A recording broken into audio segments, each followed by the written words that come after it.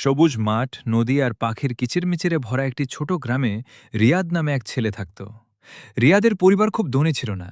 তার বাবা ছিলেন একজন কৃষক আর মা সংসারের কাজ সামলাতেন। রিয়াদের একটা বড় স্বপ্ন ছিল। সে একদিন গ্রামের মানুষের জন্য কিছু করবে, যাতে গ্রামের সবাই ভালোভাবে জীবনযাপন করতে পারে। প্রতিদিন সকালে সে বাবার সাথে মাঠে যেত।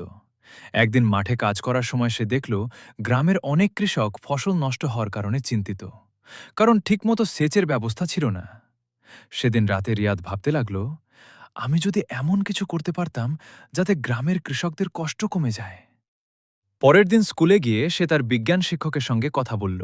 শিক্ষক তাকে বললেন, সমস্যা দেখলে ভয় পাবে না, সমাধান খুঁজে বের করার চেষ্টা করবে।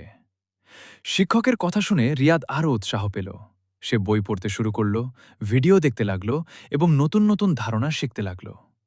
কয়েক মাস পর রিয়াদ একটি ছোট সৌরচালিত পানির পাম্পের মডেল তৈরি করল। সূর্যের আলো থেকে শক্তি নিয়ে পাম্পটি পানি তুলতে পারত।